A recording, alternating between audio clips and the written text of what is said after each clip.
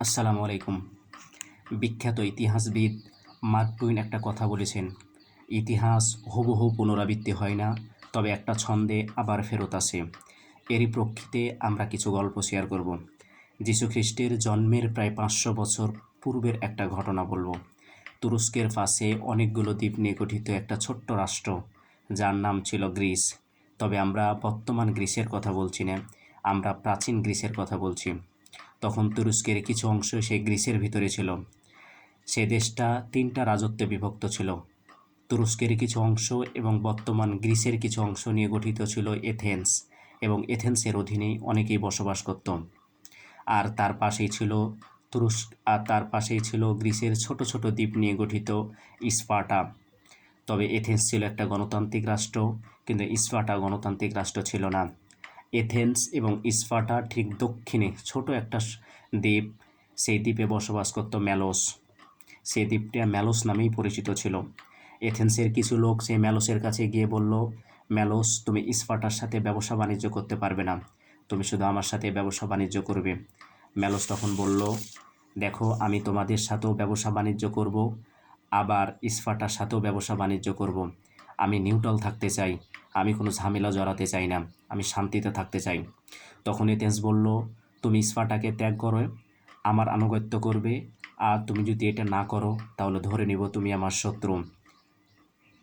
যেহেতু সে রাজি হয় নাই, এবার যীশুখ্রিস্টের জন্মের প্রায় 416 বছর আগে এথেন্স ম্যালোসকে আক্রমণ করে এবং সকল মানুষকে হত্যা করে। ম্যালোসের ছোট্ট দ্বীপটি দখল করে নেয় এবং জাতির উদ্দেশ্যে ভাষণ দেয়, হয় তুমি আমার বন্ধু হবে, না হয় তুমি আমার শত্রু। সেখানে নিউট্রাল থাকার কোনো অপশন নাই।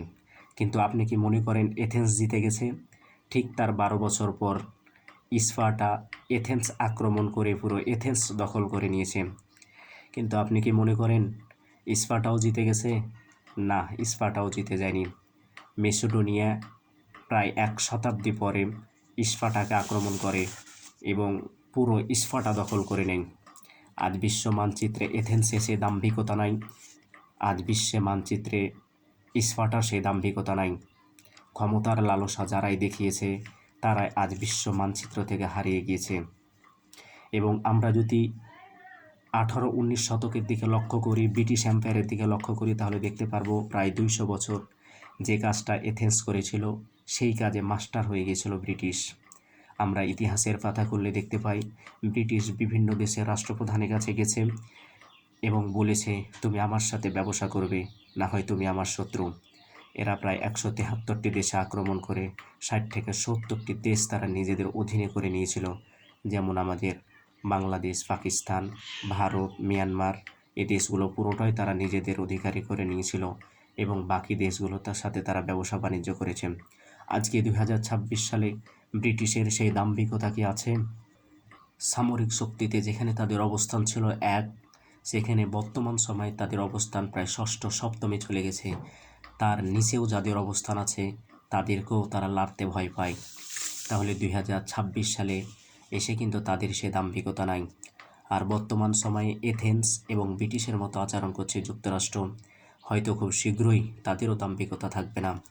ডোনাল্ড ট্রাম্প তার এক ভাষণে বলেছে, চীন আগামী 5 বছর পর রাশিয়াকে সামরিক শক্তিতে টেক্কা দেবে। যুক্তরাষ্ট্র হয়তো বুঝে গেছে রাশিয়ার পর আমাকেও টেক্কা দেবে। একজন অর্থনীতিবিদ বলছেন 2050 সালে চীন অর্থনীতিতে আমেরিকাকে টেক্কা দেবে, বাকি থাকে সামরিক শক্তিতে।